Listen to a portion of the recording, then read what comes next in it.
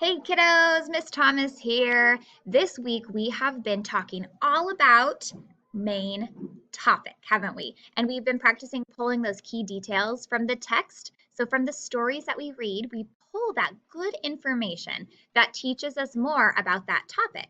And we've created wonderful tree maps. Good job to you. You have been making such beautiful tree maps describing all of those key details and pulling it straight from the text. Remember, that's called text evidence. Can you say that? Text evidence. And that is those key details, facts from the story or facts from the book about that main topic. So we've been reading about penguins. Yesterday we read more about penguins, and today we're going to read about another polar animal. And so today we're going to read about polar bears. If you saw this screen, I bet you already had a really good guess of what we were going to be talking about today. So we're going to do the same thing. We are going to find the main topic of this story, and we're going to find the key details on the pages that help support that main topic. So we're going to click in here. You will see in Epic under your assignments, you will see this book, and then it has the polar bears, and they're in little colorful writing. We're going to click into this today. I'm going to read through a few pages with you, and then you're going to read a little bit more on your own and create a tree map. So I know that the tree map on the last video, it was so hard to see for some of us, the writing was small. So what I'm going to do is when you scroll down in this lesson, you're going to see the example of the tree map below. So as I speak through and pull out some of those key details as examples, I'd like you to remember those.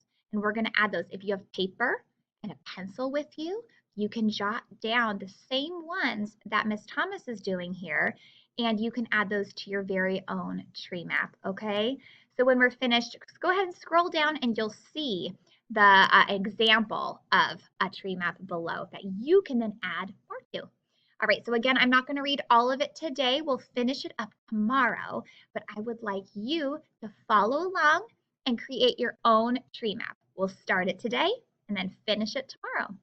All righty, so as we go, remember, when we are looking for a main topic of a story, what are our clues? What are two things that we can look at that give us a really good clue or a great idea of what the main topic might be? Do you remember those two? The title and then those pictures and the illustrations, other text features in the story. So let's look at this title, Polar Bears.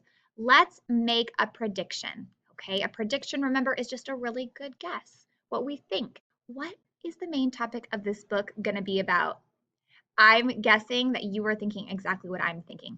Polar bears. So let's put that at the tippy top of our tree map and let's start reading. This story is by Kate Riggs. Read along with me, follow along, and then you can read and pull it up in Epic after this. Hello, polar bears. Look at that cutie. Polar bears are big bears. They live in cold and icy places. See all this ice around? Look at all that ice. So there's two sentences there. What do you think a great key detail is that we could add to our tree map to support the main idea of polar bears? So we could either say polar bears are big bears, that's one, or they live in cold and icy places. So those are two really good key details that tell us all about polar bears. So you choose one of those or both if you'd like, and we can add it to our tree map. The next page, polar bears have thick fur. It is white, just like the snow and ice. There's a cute picture of one there. You can see his thick fur, can't you? Right there, wrapping him up like a big old coat. And here's these little guys peeking out behind the snow too. It's been so cold in Florida, hasn't it? Have you had to wear extra layers, bundle up a little bit more than we normally do, to keep us warm? Let's go on to the next page here. White polar bears have black noses. Polar bears use claws to walk on ice. So there's two key details that I see on this page. Do you? What are the two key details? White polar bears have black noses. Do you see that in the picture? There's evidence of it right there. Black noses, you can see. The next one says polar bears use claws to walk on ice. So like our fingernails help us pick things up, polar bears use their claws to grip on the ice so they don't slip. So choose one of those, write it down, and then we can add that to our tree map. I'm going to read one more page with you for today, and then we'll finish the story tomorrow.